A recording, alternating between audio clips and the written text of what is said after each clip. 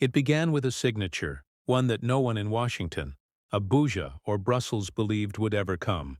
On a humid Monday morning in Monrovia, the Liberian government released a sealed communiqué announcing that the Republic of Liberia was formally joining the Alliance of Sahel States, AES, a bloc led by Ibrahim, Traoré of Burkina Faso, Assimi Goïta of Mali, and Abdurrahman Tiani of Niger. The news broke like a controlled explosion. There was no leak, no forewarning, no rumor. Not even ECOWAS intelligence had predicted it. The Liberian president's televised address lasted only 8 minutes, delivered in calm, deliberate English. Today we affirm our sovereignty, not in opposition to our neighbors, but in alignment with Africa's emerging path to self-determination. Liberia will no longer remain a spectator to the continent's transformation. We join the AES not to divide West Africa, but to redefine it, on African terms. No applause, just silence. Even the cameraman didn't breathe loudly. The first shockwaves. Abuja. The president of Nigeria was in a closed-door defense meeting when a military aide rushed in with a phone.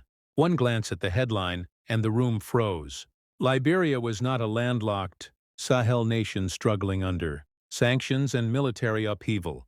It was a coastal gateway with shipping routes, UN ties, and long-standing Western alignment. Within the hour, ECOWAS officials convened an emergency virtual session. Behind muted microphones, panic disguised itself as policy discussion. Accra. The Ghanaian Foreign Ministry held a late-night conversation behind shuttered windows. They could not condemn Liberia outright. Ghana had been walking a tightrope for months, uneasy with ECOWAS sanctions on the AES bloc, but unwilling to break ranks. One Ghanaian diplomat whispered what others refused to say aloud. If the Sahel has a coastline now, everything changes. Paris. The French Ministry of Foreign Affairs didn't bother hiding its anger. For decades, Liberia had been considered outside Paris's sphere of control, but the AES's momentum was becoming contagion. Someone in the room slammed a folder on the table and said what the others were thinking. First the Sahel, now the coast, next the Gulf. Washington, the U.S. State Department issued a monitoring the situation message, but the Pentagon held its own briefing. AFRICOM analysts warned that if Liberia allowed non-Western military partnerships, China, Russia, Turkey, Iran, the strategic map of West Africa would be rewritten overnight. The AES responds. In Ouagadougou, Ibrahim, Traoré reportedly smiled when his advisor handed him the printed announcement. His response was just one sentence. They have chosen courage over caution. Now watch who follows. In Bamako, Assimi Goïta requested a secure call with Monrovia. His intelligence chief said something quietly groundbreaking. If Liberia stands firm, Cameroon or Guinea could be next. In Niamey, Abdurrahman Tiani summoned his military council. They anticipated retaliation from ECOWAS and possibly France, but Liberia's move granted the AES an asset it had never possessed: Atlantic access. ECOWAS scrambles. That same evening, ECOWAS called a press conference in Abuja.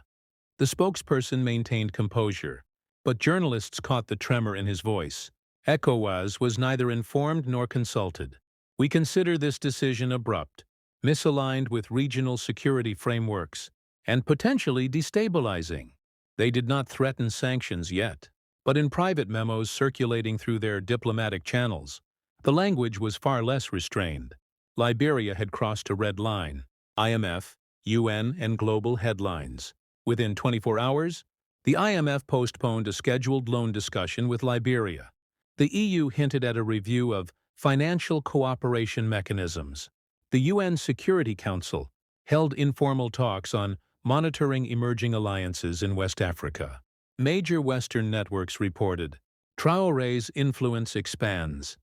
Liberia aligns with Sahel bloc. AES gains coastal member threat to ECOWAS unity.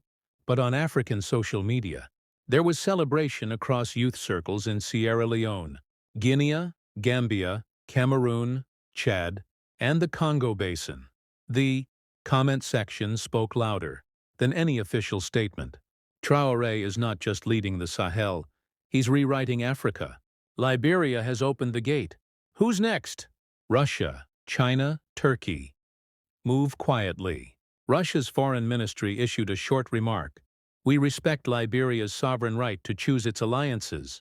China made no public comment, but within 72 hours, Liberian port authorities received a discreet inquiry from a Chinese shipping conglomerate about expanded commercial logistics. Turkey increased diplomatic outreach quietly, especially through its military attachés in Monrovia and Bamako. Internal Liberian aftershocks.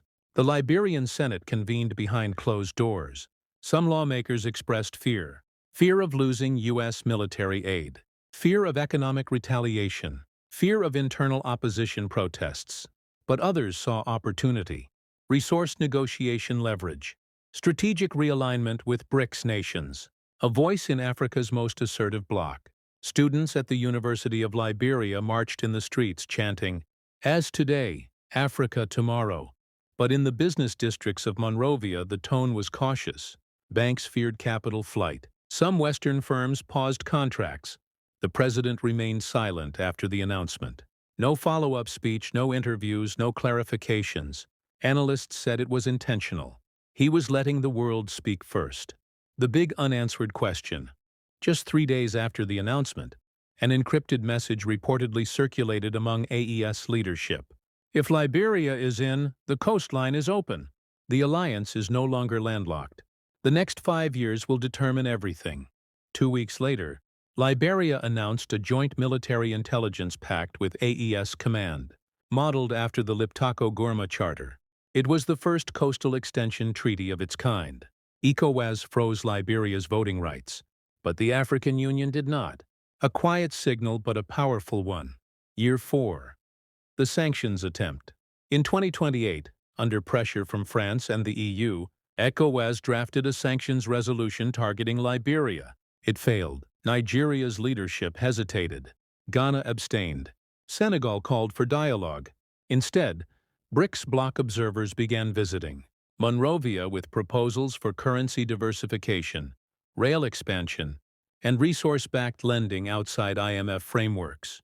AES, now economically coordinated, launched the Sahelian Mineral Exchange Initiative, SMEI, a policy to prevent raw resource dependence on Western pricing. With Liberia in the alliance, they now had gold reserves, uranium exports, agricultural land, strategic ports, maritime access to Atlantic trade lanes. A European diplomat privately admitted, "We ignored them when they were landlocked. We underestimated them when they were isolated. But now they are organized." Year 5. The turning point. By 2029, 3 things had become undeniable. 1. ECOWAS was no longer untouchable. Several members refused to enforce sanctions on Liberia. The bloc was divided between status quo loyalists and reformist sovereigntists. 2. AES control extended beyond the Sahel. With Liberia on board, the alliance transitioned from a defensive pact into a continental vision. Rumors emerged that Guinea or Sierra Leone might be next. 3. The world was repositioning. Russia increased military training support to AES-affiliated units. China expanded port investments in Buchanan and Freeport.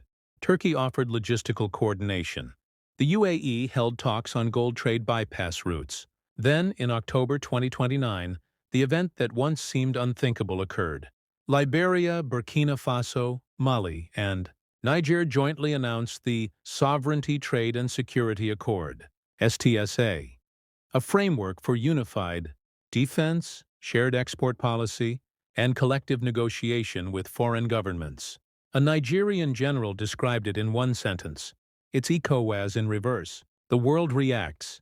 The United States issued an alert expressing deep concern. France called it a destabilizing development. The IMF quietly suspended ongoing restructuring talks. But across Africa, the conversation changed. In markets in Freetown, people whispered. Liberia broke the spell. In universities in Accra and Lagos, students debated whether ECOWAS had become obsolete. In Bamako, a senior AES official said privately, "The first victory was survival. The second was endurance. The next will be recognition. The world was waiting to see which domino would fall next. Would Guinea, Sierra Leone, or the Gambia step forward? Would ECOWAS retaliate? Would foreign militaries be expelled? Would a new African bloc emerge? Would sanctions crush Liberia or make it stronger? The first moves had been made. The next ones would determine history. The first 72 hours after Liberia joined the AES had felt like an earthquake. The next 5 years would feel like a continental shift. No one, not ECOWAS, not France, not Washington, anticipated how fast the dominoes would fall once. Monrovia broke the silence. Year 1. The coastline gambit. Liberia's government moved quietly but firmly. Ports in Monrovia, Buchanan, and Harper began reviewing all foreign contracts. Western companies that once operated without challenge were now asked to renegotiate terms under African sovereignty. Clauses, Chinese, Turkish, and Emirati delegations began arriving discreetly. AES leaders met in Bamako for a confidential summit. For the first time, the alliance discussed maritime defense coordination and Sahel to Atlantic trade corridors. Monrovia also confirmed a joint proposal with Niger and Burkina Faso to create a Sahelian export route linking gold, uranium, and agricultural goods directly to Liberian ports. ECOWAS issued a warning, but they did not sanction Liberia. Not yet. Year 2. The silent exodus. By mid-2026, cracks appeared inside ECOWAS. Guinea, though officially neutral, began holding informal dialogues with AES members. Sierra Leone avoided condemning Liberia, despite international pressure. Cape Verde publicly criticized ECOWAS for failing to adapt to a changing Africa. Meanwhile, internal voices in Ghana, Gambia, and Senegal started questioning why ECOWAS had isolated the AES countries instead of reforming with them. Behind closed doors in Monrovia, retired military officers drafted a confidential defense harmonization proposal for joint exercises between Liberia, Burkina Faso, Mali, and Niger. In Paris, one French intelligence officer put it bluntly during a closed briefing. This is no longer an alliance of borders. It is becoming a movement. Year 3. West Africa divides. 2027 marked the first open defection from ECOWAS doctrine. Liberia, backed by AES states, called for a Pan-African sovereignty forum in Ouagadougou without inviting France, the EU, or the IMF. The event drew observers from Guinea, Togo, Sierra Leone, Congo-Brazzaville, Chad, South Africa, Tanzania, Algeria, Angola. BRICS plus envoys. At the forum, Ibrahim Traoré delivered a fiery speech. Africa is not poor. It has been priced cheap and governed from afar. The era of negotiation through fear is over. We will not ask permission to breathe. That single quote ignited a debate from Lagos to Brussels. The final shift. By the end of the 5th year, analysts across the world acknowledged a truth they once dismissed. What began as a rebellion of the Sahel became the redefinition of Africa's political future, and Liberia had been the bridge. The AES was no longer landlocked. It was no longer experimental. It was no longer dismissible. It was continental, strategic, growing, and for the first time in modern African history, the coast and the Sahel spoke the same language of defiance. The question was no longer if others would join. It was who would be next.